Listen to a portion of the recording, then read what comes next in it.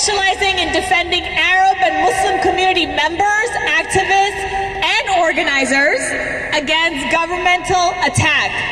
And she is representing Al-Awda, New York, the Palestine Right to Return Coalition, and Palestinian Assembly for Liberation. Assalamu alaikum. Peace and blessings upon you, with whom we are honored to stand. And when I say you, I don't mean just you in the rally. I am talking to all the good people of conscience in New York City, to all the people of the world who understand and believe and fight for justice and against oppression wherever it may be. And so is it an honor to be here with you who are among the most righteous. It is an honor to say that we lift our voices, however few and wherever it may be, in service of justice and in the name of the oppressed. We are here just as we are in New York and in Palestine. We are of diverse backgrounds, of diverse religions, of diverse sects, of diverse class backgrounds, of various colors, united by the single fact that we reject oppression, that we reject injustice, that we reject genocide, because in Palestine it is not only apartheid, it is genocide. And this country and this government expands that genocide by criminalizing Palestinians who dare resist and fight against and reject their own murder. So we say, what do we do next and what is asked of us? What is asked of us is we do as our people in Gaza do. When people in Jerusalem stood outside Al-Aqsa and they beseeched a besieged people. They beseeched a besieged people, and the besieged people in Gaza yielded their lives without asking, where are you from and how do you pray?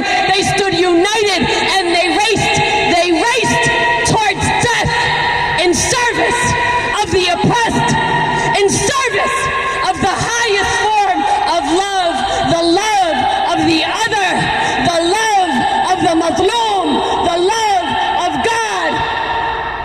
They did not ask, where do you come from and how do you pray and how do you sleep? They were united. They did not ask, what gains can we make from this sacrifice other than to give and do better for those who came after us.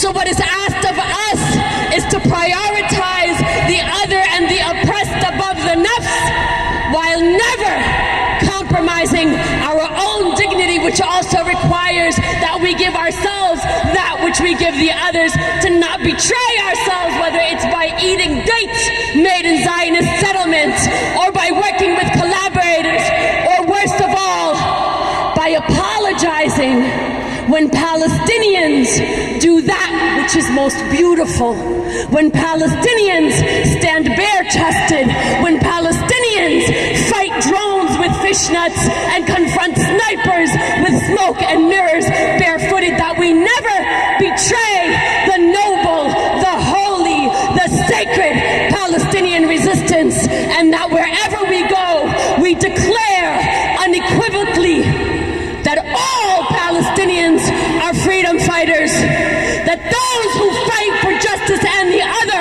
like Hamas, like Jabha, like Islamic Jihad, like the Iranian Al-Quds forces, like the PFLP, are all freedom fighters who fight not just for the defense and liberation of Palestine, they fight for the safety and the protection of all people to whom Israel as apartheid is a global threat, to whom Israel as the mobilizer of the world global machine from Sudan to Guatemala, where they have killed tens of thousands of people, is a global threat, that our resistance serves not just themselves and Palestinians, but serves the world. And then the question becomes, where and how do we vectorize this knowledge of justice, this rage and this anger. We do not say, come to our conference on Friday merely to promote. But the war has escalated. The war of liberation is coming.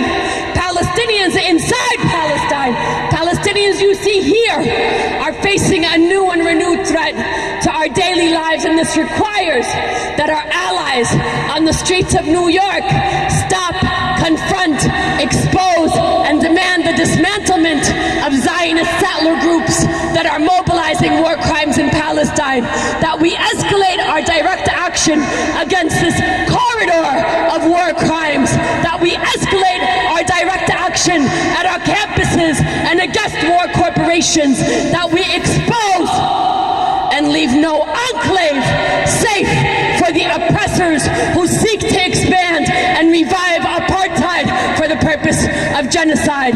It requires that we are also clear and united with the Palestinian demand, which is the return of every single Palestinian refugee to their original lands and homes. It is for the liberation of every inch of historic colonized Palestine. And it is for the dismantlement of every institution of Zionist supremacy inside and outside of Palestine, which threatens everybody. And to stay clear in those demands, to wield them wherever you go, whether people agree or not. You do not ever change your language or betray the demands of the Palestinian people and the resistance. On that note, we thank you all. We hope to see you, yes, again on the streets, but also in the workshops, coordinating and strengthening each other and our movement, and therefore all people. Wassalamu alaikum.